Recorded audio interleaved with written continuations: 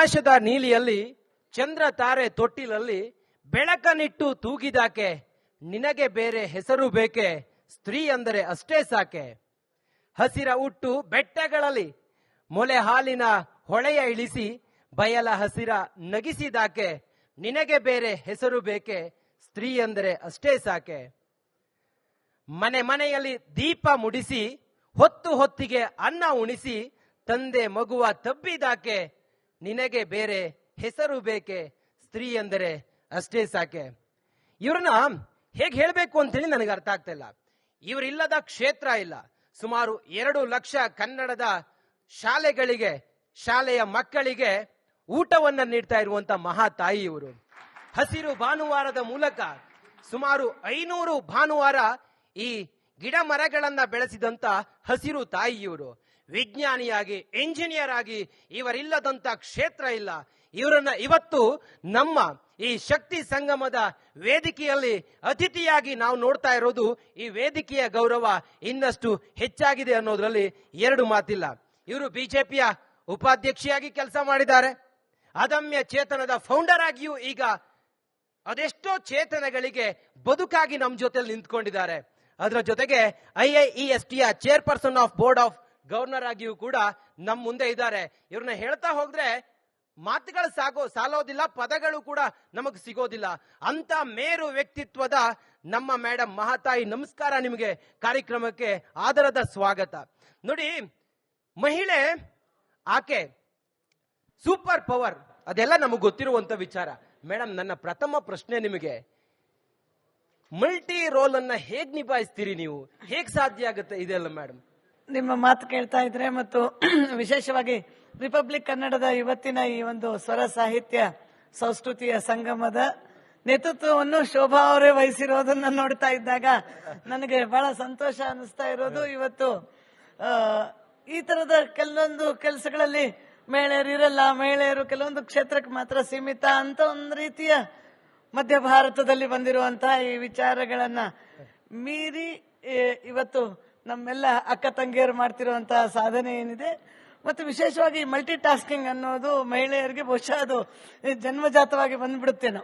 ಹೀಗಾಗಿ ಅದರಲ್ಲೂ ಭಾರತೀಯ ಮಹಿಳೆಯರಿಗಂತ ಇದು ಸಹಜವಾಗಿ ಬರ್ತದೆ. ಹೀಗಾಗಿ ನನ್ಗನ್ಸುತ್ತೆ ಇದು ಸಹಜತೆಯಿಂದ ನಮ್ಮ ಅಕ್ಕ ತಂಗಿ, ನಮ್ಮ ತಾಯಿ, ನಮ್ಮ ಅಜ್ಜಿಯಿಂದ ಕಲ್ತ್ಕೊಂಡಿರೋ ಸಂಗತಿಗಳು. ನಂತರ ಶಾಲೆ, ಕಾಲೇಜು, ನಂತರ ದಿನದಲ್ಲಿ ನನಗೆ ವಿಶೇಷವಾಗಿ ಬೇರೆ ಬೇರೆ ಕ್ಷೇತ್ರವನ್ನು ಹತ್ತಿರದಿಂದ ನೋಡುವಂತ ಅವಕಾಶ ಸಿಕ್ತು. ಮೊದಲು ಶಿಕ್ಷಣ ಓದ್ತಾ ಇದ್ದಾಗ ಕಾಲೇಜ್ನಲ್ಲಿ ಇರ್ಬೋದು, ಯಾಕಂದ್ರೆ ನಾನು ಓದಿದ್ದು ಒಂದು ಹಳ್ಳಿಯ ಶಾಲೆ, ಗ್ರಾಮೀಣ ಭಾಗದಲ್ಲಿ ಓದಿದ್ದು. ಹೀಗಾಗಿ ಅಲ್ಲಿ ಹೈಸ್ಕೂಲು ಇರಲಿಲ್ಲ. ಹೀಗಾಗಿ 7ನೇ ತರಗತಿ ಆದ ತಕ್ಷಣ ನಾವು ಹುಬ್ಬಳ್ಳಿಗೆ ಬರಬೇಕಾಯ್ತು.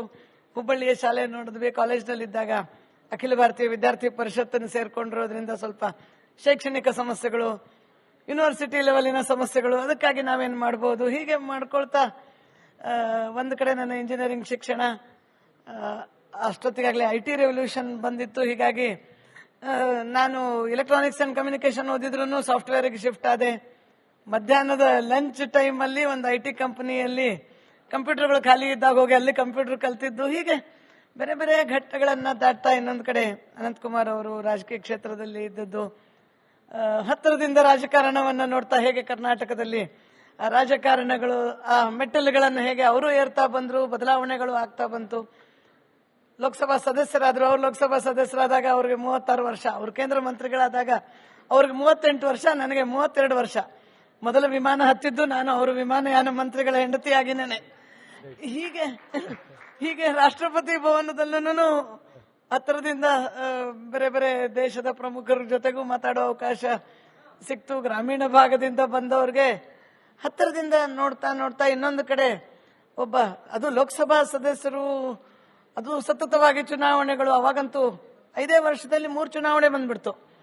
ಹತ್ತಿರದಿಂದ ಜನಸಾಮಾನ್ಯರ ಹತ್ತಿರ ಹೋಗೋದು, ಮಾತಾಡೋದಿರ್ಬೋದು, ಸ್ಲಮ್ಗಳಲ್ಲಿ ಕೆಲಸ ಮಾಡ್ತಿರೋರು ನೋಡೋದು ಇರ್ಬೋದು. ಇನ್ನೊಂದು ಕಡೆ ಯುದ್ಧ ವಿಮಾನದ ಬಹಳ ಕ್ಲಿಷ್ಟತೆ ಇದೆ. ಒಂದು ಯುದ್ಧ ವಿಮಾನ ತಯಾರು ಮಾಡಬೇಕು ಅನ್ನೋದು, ಒಂದು ವಿಮಾನವೇ ಪ್ಯಾಸೆಂಜರ್ ವಿಮಾನದಲ್ಲೇನೆ ಎಷ್ಟೊಂದು ಕ್ಲಿಷ್ಟತೆ ಇದ್ದಾಗ ಒಂದು ಯುದ್ಧ ವಿಮಾನದಲ್ಲಿ ಬೇಕಾಗಿರೋ ಪ್ರಿಸಿಷನ್, ಅದನ್ನೂ ಕಲಿಯುವಂತಹ ಒಂದು ಅವಕಾಶ ಆಯಿತು. ಬಹುಶಃ ಈ ಎಲ್ಲ ಅವಕಾಶಗಳು ಬೇರೆ ಬೇರೆ ರೀತಿಯ ಕೆಲಸವನ್ನ ಮಾಡಲಿಕ್ಕೆ ದಾರಿ ಮಾಡಿಕೊಡ್ತೇವೆ. ಗೊತ್ತಿರಲಿ ಸ್ನೇಹಿತರೆ, ನೋಡಿ, ಭಾರತ ದೇಶ ಇವತ್ತು ಸೂಪರ್ ಸಾನಿಕ್ ದೇಶವಾಗಿ ಪ್ರಪಂಚಕ್ಕೆ ನಾವು ನಮ್ಮ ಶಕ್ತಿ ಏನಂತೇಳಿ ನಾವು ಸಾಬೀತು ಮಾಡ್ತಾ ಇದ್ದೀವಿ.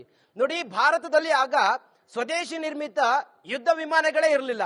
ಅಂತ ಸಮಯದಲ್ಲಿ APJ ಅಬ್ದುಲ್ ಕಲಾಂ ಅವರ ವಿಜ್ಞಾನಿಗಳ ತಂಡದಲ್ಲಿ ನನ್ನ ಜೊತೆ ಕೂತಿರುವಂತ ಮೇಡಮ್ ಮಹಾತಾಯಿ ಅವರು ತೇಜಸ್ ಯುದ್ಧ ವಿಮಾನದ ನಿರ್ಮಾಣದ ಟೀಮ್ನಲ್ಲಿ ವಿಜ್ಞಾನಿಯಾಗಿದ್ರು ಅನ್ನೋದು ನಮಗೆ ಎಷ್ಟು ಹೆಮ್ಮೆ ಅನ್ಸುತ್ತೆ. ಮೇಡಮ್, ಆ ಅನುಭವವನ್ನು ಹಂಚಿಕೊಳ್ಳಿ ಮೇಡಮ್. ಖಂಡಿತವಾಗಿಯೂ. ಯಾಕೆಂತಂದ್ರೆ ನಮಗೆ ಯಾರಾದ್ರೂ ಕೇಳಿದಾಗ ಈ ವಿಮಾನ ತಯಾರಿಕೆಯಲ್ಲಿ ಅವಾಗ ಲೈಟ್ ಕಾಂಬ್ಯಾಟ್ ಏರ್ಕ್ರಾಫ್ಟ್ ಅಂತ LCA ಅಂತಿದ್ರು, ಇದು LCA ತೇಜಸ್ ಅಂತ ಹೇಳ್ತಾನೆ. ತಕ್ಷಣ ಕೇಳೋದು ಪ್ರಶ್ನೆ, ಎಷ್ಟು ವರ್ಷ ಬೇಕಾಯ್ತು, ಯಾವಾಗ ಪ್ರಾರಂಭ ಮಾಡಿದ್ರಿ ಅಂತ. ಅವಾಗ ನಾನು ಅವ್ರಿಗೆ ಹೇಳಿದೆ, ನೋಡಿ, ಭಾರತ ಕಾರನ್ನು ಅಂದ್ರೆ ಸ್ವದೇಶಿ ಕಾರನ್ನು ತಯಾರು ಮೊದಲು ನಾವು ಸ್ವದೇಶಿ ಹಾರಾಡುವ ಹಕ್ಕಿಯನ್ನು ಮೊದಲು ಮಾಡಿದ್ವಿ, ಹಾರಾಡುವ ಯಂತ್ರ. ಅದಾದ್ಮೇಲೆ ಅದನ್ನು ಯುದ್ಧ ವಿಮಾನ ಮಾಡಿದ್ವಿ. ಇವತ್ತು ನೇವಿ ವರ್ಷನ್ ಆಗಿದೆ. ಫ್ಲೈ ಬೈ ವೈರ್ ಅಂತಂದ್ರೆ ಡಿಜಿಟಲಿ ಮಾಡುವಂತಹ ಟೆಕ್ನಿಕ್ ಅನ್ನ ತಗೊಂಡು ಬಂದಿದೆ. ಈಗ AI ಬಂದಿದೆ. ನಾನಿದ್ದಾಗನೇ ಆಟೋ ಪೈಲಟ್ ಅನ್ನ ಡಿಸೈನ್ ಅಂದ್ರೆ 95-96 ಅಲ್ಲಿ ನಾವು ಆಟೋ ಪೈಲಟ್ ಅನ್ನ ಅಂದ್ರೆ ಪೈಲಟ್ ಇಲ್ಲದ ಯುದ್ಧ ವಿಮಾನ ಆಗಬೇಕು. ಯಾಕಂದ್ರೆ ಒಬ್ಬ ಮನುಷ್ಯನ ಜೀವನ ಬಹಳ ಮುಖ್ಯ ಇರುವಂತದ್ದು ಅದು ಯುದ್ಧದಲ್ಲಿ ಅಂತೇಳಿ ಅವಾಗಿಂದನೇ ಈ ಕೆಲಸ ಶುರು ಆಗಿದ್ದು. ಇದೆಲ್ಲ ನಿಜವಾಗ್ಲೂ ದೇಶಕ್ಕೆ ಬಹಳ ಹೆಮ್ಮೆ ತರುವಂತದ್ದು. ಸಂಪೂರ್ಣವಾಗಿ ಸ್ವದೇಶದಲ್ಲಿ ತಯಾರು ಮಾಡಿರುವಂತ ಈ ತೇಜಸ್ಸಿನ ಹೆಮ್ಮೆ ಏನು ಅಂತಂದ್ರೆ, ಈಗ ಮೊದಲ ಹಾರಾಟ ಆಗಿ 25 ವರ್ಷ ಆಯ್ತು. ತೇಜಸ್ ಇದು 25ನೇ ವರ್ಷದಲ್ಲಿ ನಾವು ಕಾಲಿಟ್ಟಿದ್ದೀವಿ. ಈ 25 ವರ್ಷದಲ್ಲಿ ಒಂದೂ ಯಾವುದೇ ಅವಘಡ ಇಲ್ಲದೆ ವಿಮಾನ ಹಾರಾಟ ಮಾಡಕ್ಕಾಗಿದೆ. We have an excellent track record. ಬೇರೆ ದೇಶದ ಯುದ್ಧ ವಿಮಾನಗಳ ಆ ಡೇಟಾ ನೋಡಿದ್ರೆ ಎಕ್ಸಲೆಂಟ್ ಸರ್ವಿಸ್ ಕೊಟ್ಟಿರುವಂತಹದ್ದು LCA. ಈ ಎಲ್ಲ ವಿಷಯಗಳ ಬಗ್ಗೆ ನಮ್ಮ ಕನ್ನಡದ ಇದು ಬೆಂಗಳೂರಿನಲ್ಲಿ ತಯಾರಾಗಿದ್ದು ನಮ್ಮ ಕನ್ನಡದ ಹೆಮ್ಮೆ, ನಮ್ಮ ದೇಶದ ಹೆಮ್ಮೆ. ಈ ವಿಷಯಗಳು ಇವತ್ತು ನಮ್ಮ ಮಕ್ಕಳಿಗೂ ಗೊತ್ತಾಗಬೇಕು. ಇನ್ನೂ ಹೊಸ ಹೊಸ ಆಯಾಮಗಳನ್ನ ತರುವಂತ ಒಂದು ಶಕ್ತಿ ಸಾಮರ್ಥ್ಯ ನಮ್ಮ ಮಕ್ಕಳಲ್ಲಿದೆ.